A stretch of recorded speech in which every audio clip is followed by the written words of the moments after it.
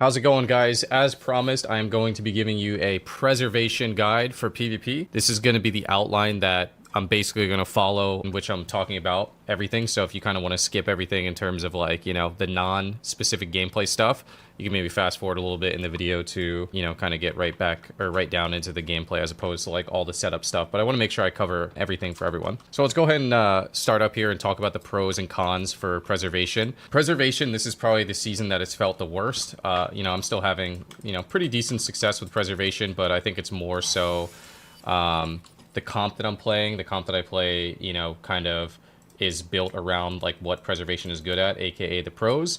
And then you can see like top like rank 1 for shuffle on preservations like probably like 2500, and for druid it's like 2700. So it's much lower. It's kind of like holy priest. There's like 2 holy priests over 2400. The pros for preservation is, I would say, overall just like the amount of damage you could deal. I'm talking 150k crit living flames, 200k fire breath crits. I'm trying to think if there's any other pro besides the offense. I mean, their healing is not bad when they're not CC'd, but it's just not like on the same level Rest Druid. Nothing is on the same level Rest Druid, and they don't actually have any damage like immunities. They don't have pain suppression, they don't have powered barrier, they don't have iron bark, they don't have blessing of protection. So you're purely based off of 100% throughput. And the reason why Prez feels a little bit worse this season is because all of your like big throughput healing abilities are just on a cooldown. You have Verdant Embrace, you have Dream Breath, and you have Spirit Bloom. And when these things are on CD, you're basically not healing for that much, you know what I mean? So in the last couple seasons, it felt like you could kind of rotate, between the cooldowns of these abilities, but now in this season, you're going to find yourself spamming way more Living Flames. So the biggest pro that preservation brings, and why I generally play it as a healer on our teams, is just pure offense. The cons that it brings is you're like almost hard countered by a lot of the meta classes. So Cyclone absolutely destroys you, not only because when you're Cyclone, your communion doesn't work, but when your DPS gets Cycloned and they're kind of low, you have this really awkward scenario where it's like if you want to use a Dream Breath or you want to use a Spirit Bloom, the person that is in the Cyclone isn't going to get that healing. So if you decide to use it on one person, then you're going to have trouble recovering on the person that comes out of the clone. And if you decide not to use it until that person comes out of the clone, then you're falling behind. So that feels really bad. Root Beam, you're also the only healer that cannot get out of Root Beam. You have some ways to kind of like, immune it. You could try and deep breath it. You could try and time stop it. You could try and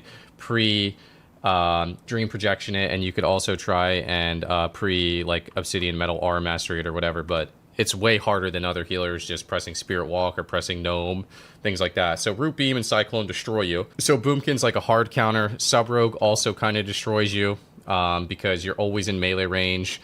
They can always swap to you. They can always CC you. You can't heal through Duel. You can't heal through Bomb.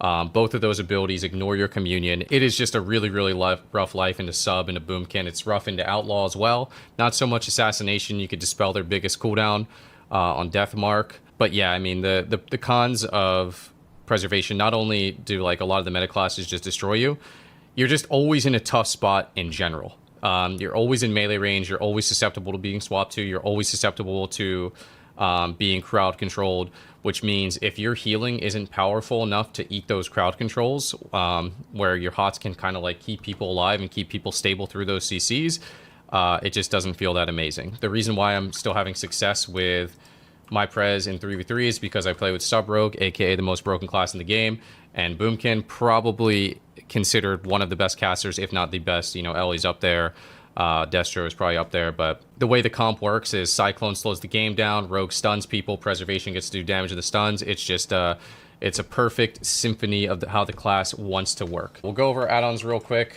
No Taint 2 tells you if your bars are kind of fried and you need to reload. Big debuff shows big debuffs on party frames. Very important. Definitely want to see that. Diminish allows you to see when you're coming off DR, so like if you can be re-CC'd again, stuns, things like that. Frame sort allows you to sort your frames. It's the new group sort or whatever the old one was. My slot allows you to copy action bars. Nameplate buffs is my nameplate add-on. Omnibar shows enemy CDs. Omni CD shows friendly CDs. S Arena updated 2 by Sammers is the new S Arena. That is, actually working. True stat values allows you to see your stats before you start moving into the penalty. Definitely very important. Well, not very important, but definitely good to know. You don't really want to get too many penalties. Trophy GC allows you to track your globals. And weak Rs obviously needs no introduction. You can see the amount of ridiculous weak Rs that just pop up all over my screen because this game is kind of insane and you need them. If you ever want to find out what weak Rs I use, exclamation WA in my stream. I don't even have to be live. And it should show most of them. Some of them aren't listed. I'm kind of lazy. I apologize. But yeah, I'm trying to think if there's any really important ones that I use on preservation. I don't really think there is. I show the stacks of compression. I show when I have a fast living flame, and I show when I have a Call of Ysera. Might only work in combat. Macros I use, I don't think I use any crazy macros. I'll show you a couple that I use that people generally ask about. Arena 1 kick, Dispel party, or Dispel self, kick with a stop casting, at cursor deep breath. Focus kick. This should also have a stop casting, actually. I think I've actually lost a game to that and forgot to fix it. This is a weird macro.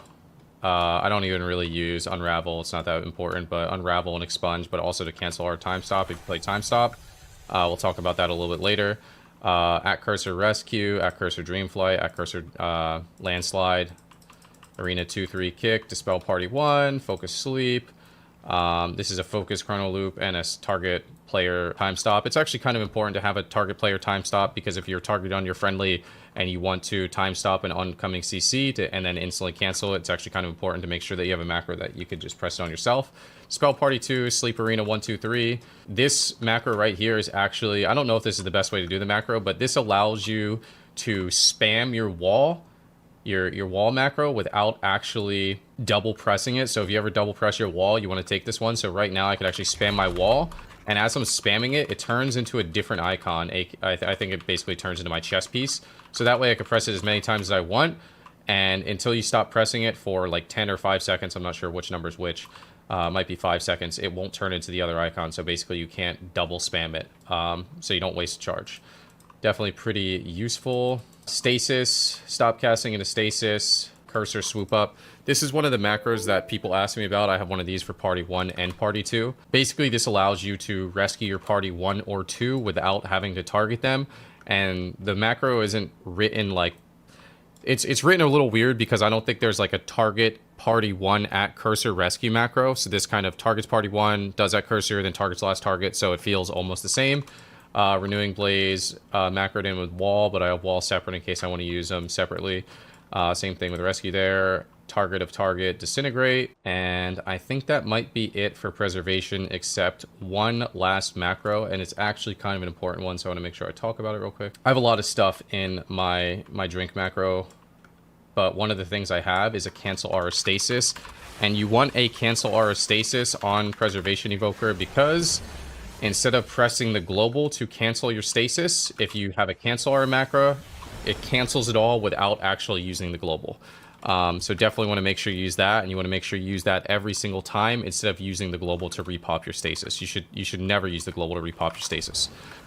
Just saves a lot of time. Stat Prio and Enchantments. Enchantments are basically the same throughout the entire season, or throughout the entire expansion. Sophic on weapon, speed here, reserved in on chest, and you know, the mana and the stam on legs and stam on boots. So in the previous seasons, I've been going much more haste, and I've decided to start going more mastery for a couple of reasons. Number one, it feels like preservation feels weaker in this season compared to other seasons, and I'm deciding to move away from haste. Like, not a ton, but I'll probably even go even more mastery, maybe like around 20% haste, maybe a little bit more verse. So around like 30, 70, 20 is kind of like where I'm going to be going for my stat line.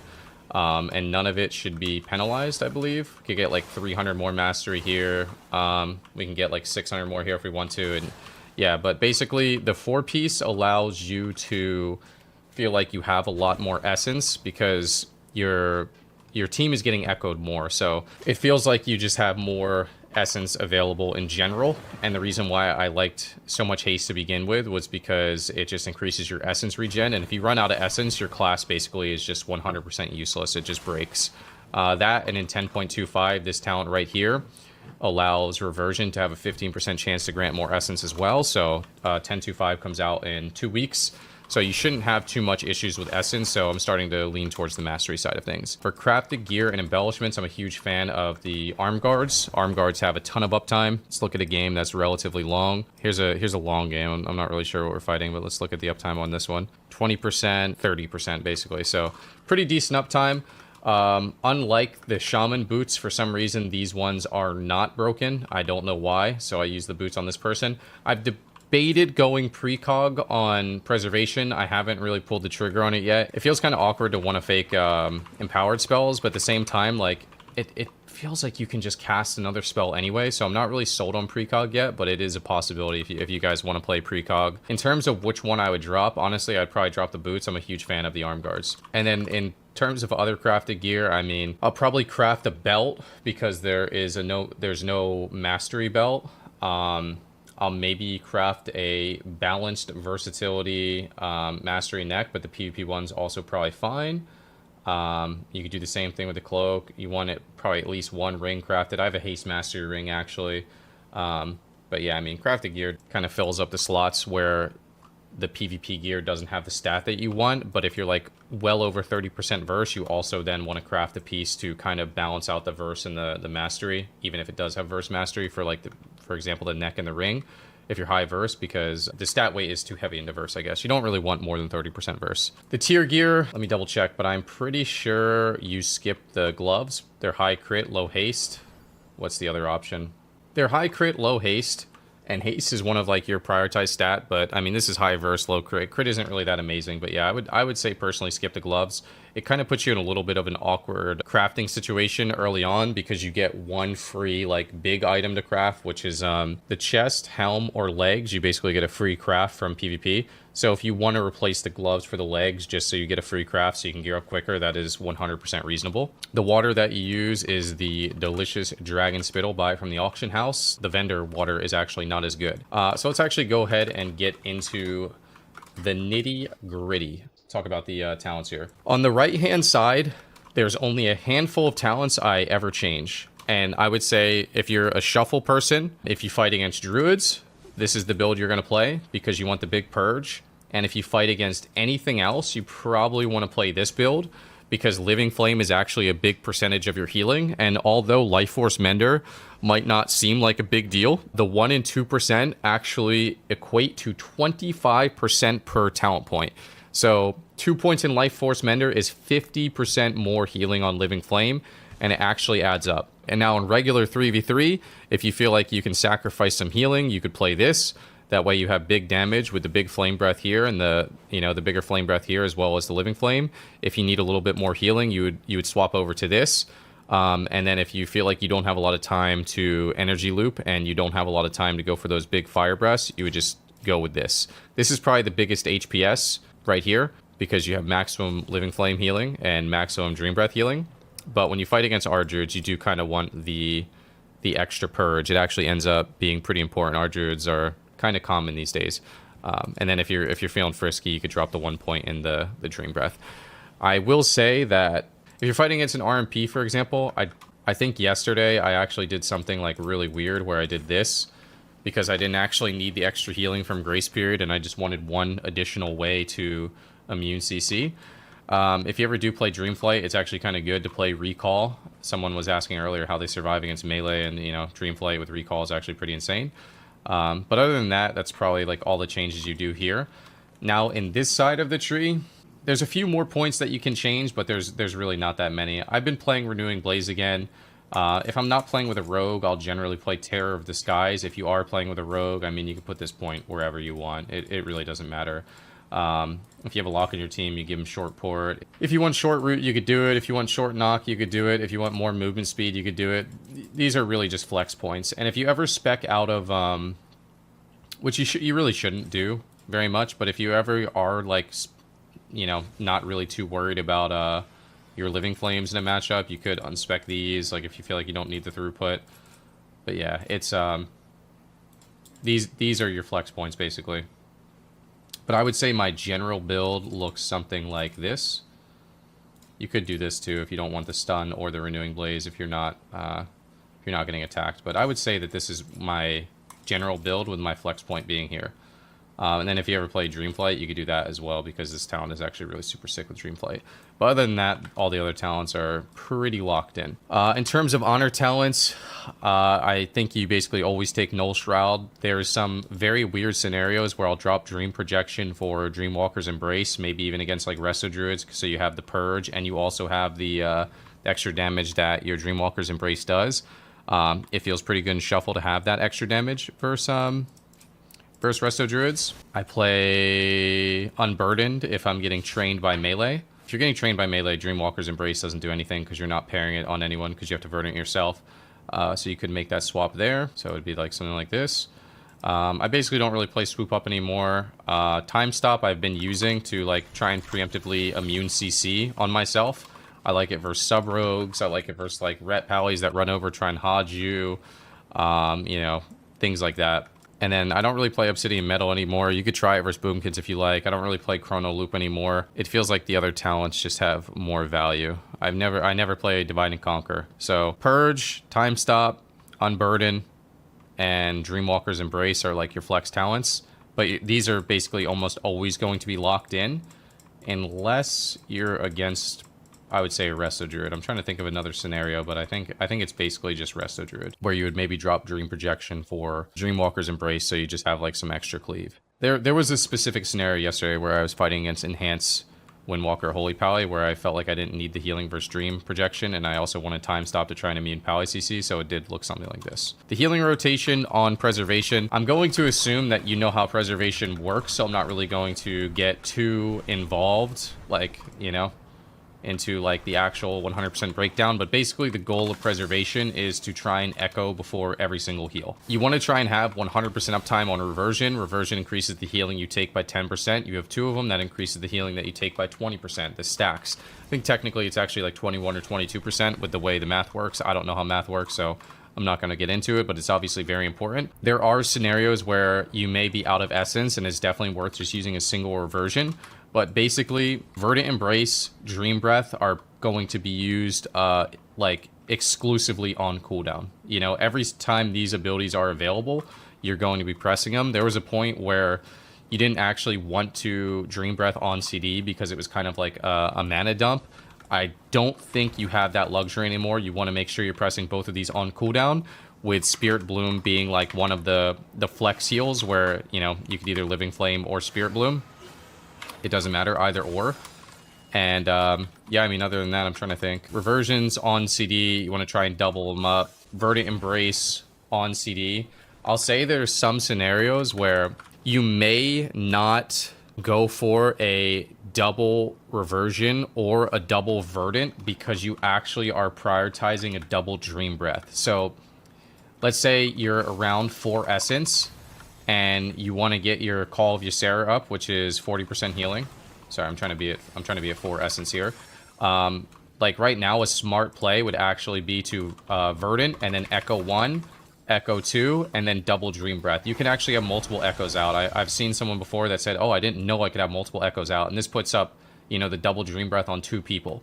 So in that scenario, you would just kind of do like a single Reversion and you would wait till you recover. The same thing could be done for the Spirit Bloom. So it's, although the goal is to echo every single heal, sometimes you're kind of playing around like echoing the bigger heals and just going with like a single Reversion or a single Verdant in order to get your Sarah so you can get more Dream Breaths out. I'll talk about the tier piece real quick, just so like you guys have an understanding of why the tier piece actually feels pretty good. Whenever you cast your Empower spells, you have a chance to shoot out a Living Flame. That Living Flame has a chance to echo. And the reason why this feels pretty good is because a lot of the times when you're playing on a Preservation Evoker, people kind of start to rot. And when those people start to rot, it feels like you have to use extra resources, aka echoes, in order to get double Reversions up on them and double Dream Breaths up on them. Basically, when the people that are kind of like rotting in your group in 3v3 start getting these extra echoes, what you can do is you could just toss out, like, for example, there's an echo on him, boom. Just toss out a single Reversion, eat that echo up, and now he takes 20% more healing. Same thing with the double Dream Breath, or if they actually have an echo, they also will just immediately take the life bind from the Verdant Embrace. So basically, the people that are getting the extra echo, just toss a single reversion on them. Try and hit them with your Dream Breath, so they get double Dream Breath, and you can use the Verdant Embraces to get the echo out on them. So that's why the 4-piece feels really good, because you just get to save those essences for the main person that's actually taking damage. Damage rotation on Preservation, I believe you mainly have 3 abilities. You have the Fire Breath, which I generally try and fully charge, especially when I'm playing Purge. You have the Living Flame, which you're going to be using a lot. Like a lot. It's probably your main attacks. And you have the Disintegrate. Disintegrate is a little bit of a more dangerous one. It does a lot of damage, but it does lock you out on your Bronze School, which is your most important school. One of your most important schools, I should say. That is your Echo Reversion School.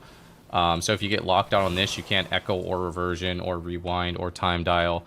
And then if you get locked out on your green school, you can't use any of these abilities right here, like all these green ones. So yeah, and then if you get locked on fire, you generally just don't care. So that's why Living Flame feels like the best. But I would say for the most part, you're trying to just like Fire Breath on CD. Whenever you have the ability to like be aggressive with Living Flames, you want to send it. And generally speaking, you want to use the Disintegrates when you have the procs. You don't really want to. You can do it sometimes if you're comfortable with it, but you don't really want to dig into your like actual bank of essence in order to use Disintegrate, because it'll end up putting you really far behind on healing. Because when you come out of doing this damage, you're going to need to recover, in which case that's going to be echoes in order to recover. Cooldown rotation. What cooldowns do we have here? Stasis, Time Dial, Rescue, Rewind, Communion. Not really going to say Dream Projection is a cooldown, because it's not really a cooldown. Someone in my chat said Time Stop. Time Stop is actually not a cooldown. The only way I use Time Stop personally is to avoid CC. I wouldn't really rely on it to heal your partner. So basically at the start of every single game, you are going to use like stasis with your first set of healing. Like, I mean your first set of healing. I generally, like 99.99% of the time, will always use the same stasis rotation. And that is a stasis into Verdant, into Echo, into Dream Breath. It's really simple. Stasis, Verdant, Echo, Dream Breath. Ideally, in a perfect world, you can pre-Echo, but one thing that messes me up every once in a while is you want to make sure that pre-Echo that you do on your Verdant does not run you out of essence, or it gets really awkward, and I'll show you why, okay? Let's just say we have 2 essence here. I'm going to wait so we get one more. We have 2 essence here. We go for the pre-Echo into the Verdant. You're going to be sitting here really awkwardly waiting to Echo so you can use your Dream Breath. You want to make sure that Echo doesn't run you out. That first Echo doesn't run you out, or else you're going to have a lot of downtime. The best way to pop stasis is what I like to do. I like to make sure that you get your Verdant in between. That way you have your second call of Ysera. You can use that for a Living Flame, and then you could pop after that, because your stasis has a Verdant echoed, which means you will get your call of Ysera back. But basically what I'm trying to say is you want to make sure that you do a Verdant in between your stasis and use that Verdant's call of Ysera on a Living Flame. You want to make sure you use it, otherwise you're just wasting healing. If you have this buff and you pop your stasis, you don't get like an extra empowered Dream Breath. You basically just cancel this buff. It'll get reapplied by the Verdant in the stasis, and then it'll get put on your Dream Breath. So you'd basically be missing out on, a pretty monstrous heal. Like, they're actually a really big heal. So in between your stasis, you want to make sure you use that. So yeah, stasis is basically the first cooldown you use every single time. If people are taking too much damage, Time Dial, you're probably going to use it really early. If people are taking too much damage, you're going to rescue. Rewind and Communion are kind of your last buttons. Rewind basically stinks right now. They nerfed it for PvE. You want to try and use it when people take a big spike of damage. You want to try and use it when you have Life Bind up. If you're not too familiar with what Life Bind does, it shares 40% all of the healing. So if you rewind with Life Bind up, all the rewind healing is getting kind of like distributed a little bit. You could think of it like a little mini Ascendance, but yeah, Communion is your real, like, final boss cooldown. And Communion also is very important to try and greed with a Life Bind. If you play an Evoker and you're wondering, like, man, sometimes my Communion feels like it heals so much and sometimes it doesn't heal that much, the answer is Life Bind. If you're missing HP and your partner's missing HP and you press Communion, it's going to heal you first and then heal your partner. But if you're Life Binded, it's going to heal you first. 40% of that healing goes onto your partner. 40% of that healing from your partner goes back onto you. and it tops you quicker, and then it makes it heal even more. So you want to try and make sure that you always have a life bind on your communion, especially if you're doing shuffle, especially if it's in deep damp. And if it's deep damp and shuffle, you want to even try and triple life bind it. What that means is, let's just say this is party 1 right here, this is party 2 right here. You put an echo on this guy, you verdant this guy. Now there's 3 life binds out. All right, now I'll show you how much healing this will do momentarily. Echo this guy, thing this guy here, and then look at all this healing from communion. You see all this extra healing right here?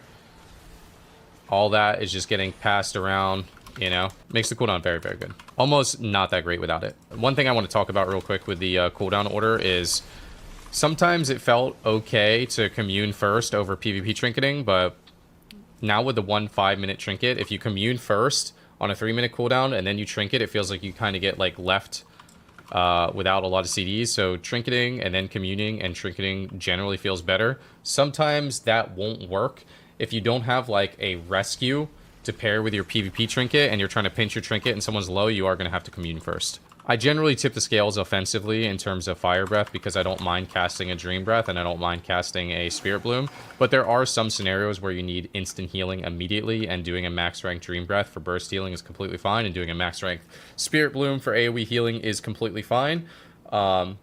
So don't feel bad if you have to do those, but I do generally like to use my tip on Fire Breath to be a little bit offensive. Mana efficiency on Evoker, I mean, generally speaking, from my experience, you're not really going to run The games are too fast.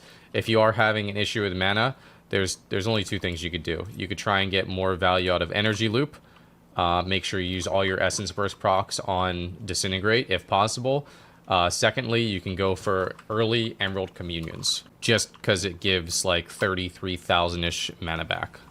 So those are the 2 main things that you can use for mana. In terms of positioning, this is a bit of an LOL. You're kind of always in it on Preservation, man. I'm telling you, you are always in the fight. Your best heal literally puts you in melee range. So in terms of positioning, sometimes, like if you are really, really scared, you feel like, yo, I'm going to get CC, we're going to lose, you could try and communicate to your partners, you need to pull back, you could try and play in a little bit of a better position if they're not taking a ton of damage, you could try and avoid like verdanting in, just echo them and verdant yourself to really try and avoid that. But I would say the main thing on Preservation is try and recognize what abilities you can actually use to stop CC. You have a kick, you have a knock up, you have a knock up, you have a knock back.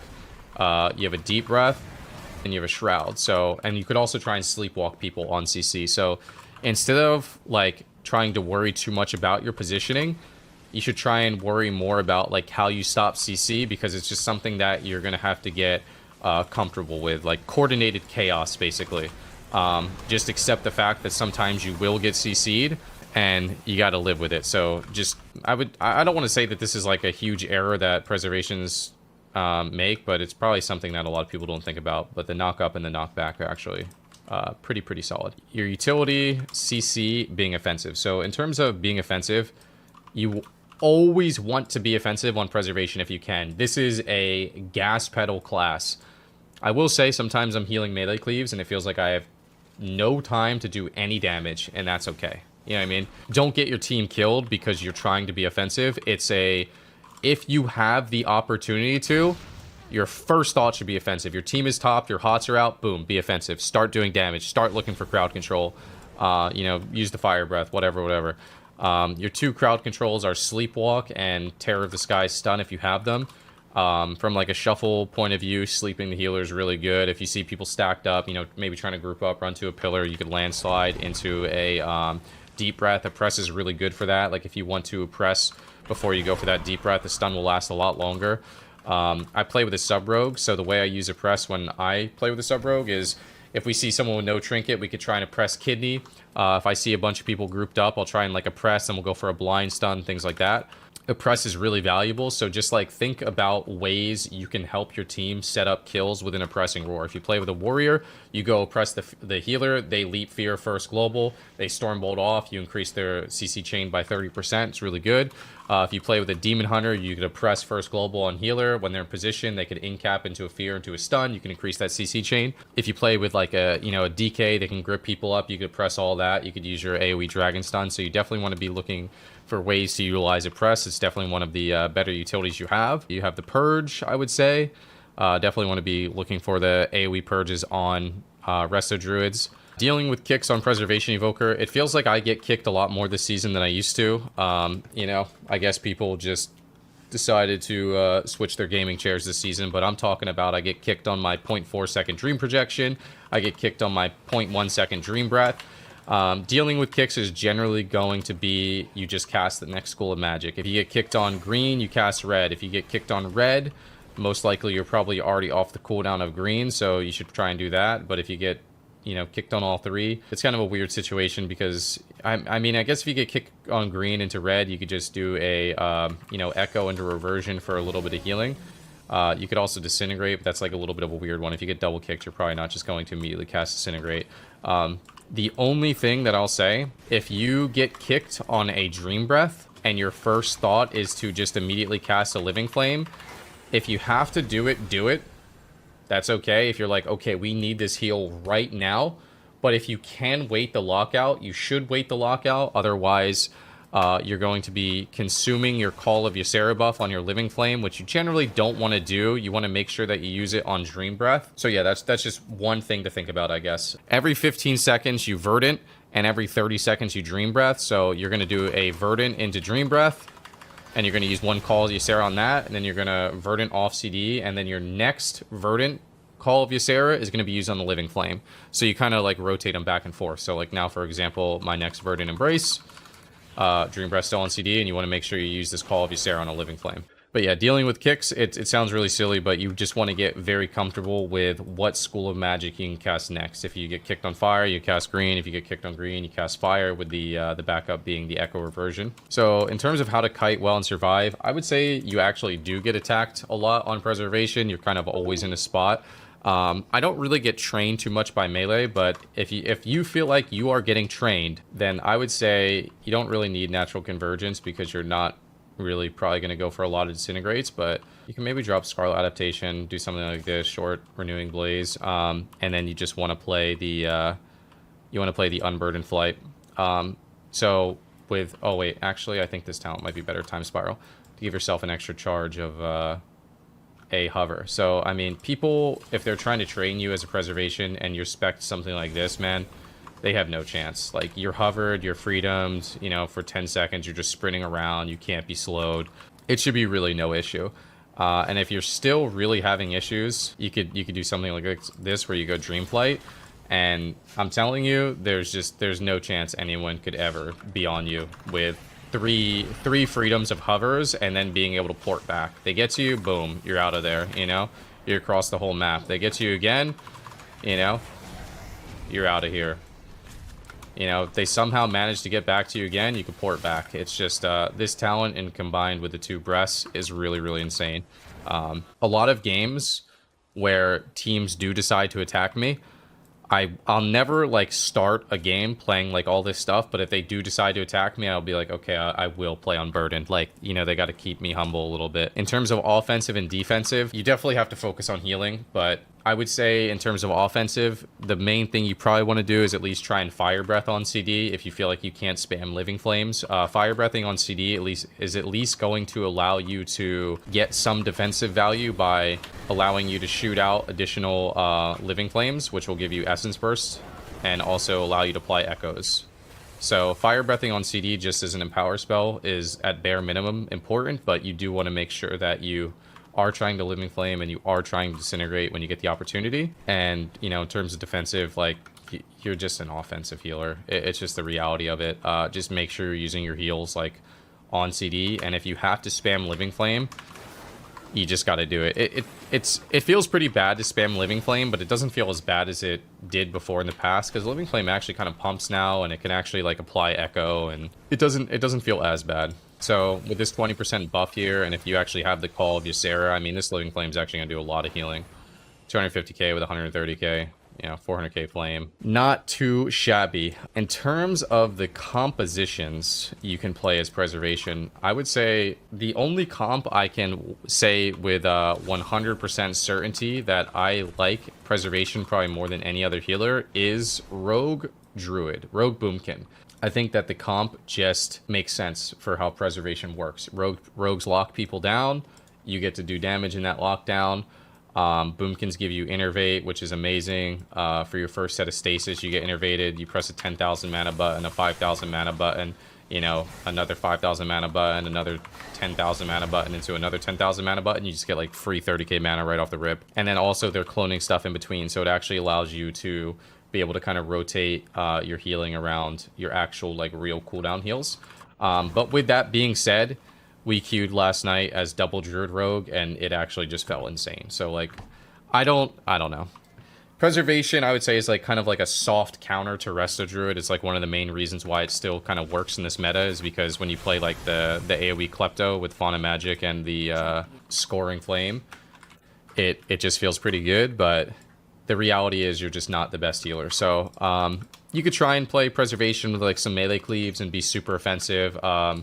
It feels like kind of awkward with like melee caster. For example, like Preservation is going to feel really bad with Mage because Mage is running from you the whole time. It's going to feel really awkward with Warlock because all Warlocks do is kite and they're going to be running from you all the time. Boomkins just kind of stand still and they just are like, yo, what's up, bro? I'm just going to clone. And then Shadow Priest would probably stand still. Ellie Shaman would maybe stand still. So yeah, having a DPS that just like kites all the time with Prez feels a little bit weird. But yeah, it's still a viable healer. In terms of like shuffle viability, oh man, what feels better in shuffle? Like our Druid is the best healer in every scenario, and then in shuffle, man, what's second best healer in shuffle? Man, I feel like it's probably like Mistweavers or Pallies or Shaman, something like that. Then maybe like Disc. And then maybe like Prez. Like Prez is really bad in shuffle. And then in threes, it's probably like our Druid, our Shaman, and maybe like a Paladin, Mistweaver, Prez like there. And then Disc is like randomly good with RMP. So yeah, Prez is like, it's pretty down there. I'm not gonna lie. It's pretty down there. It feels really rough this season. The little micro CCs just absolutely destroy you. And yeah, it's tough. But you can still do well. So don't give up hope. Hopefully this guide helped you, you know, in some ways. But yeah, thank you guys very much for watching, and good luck.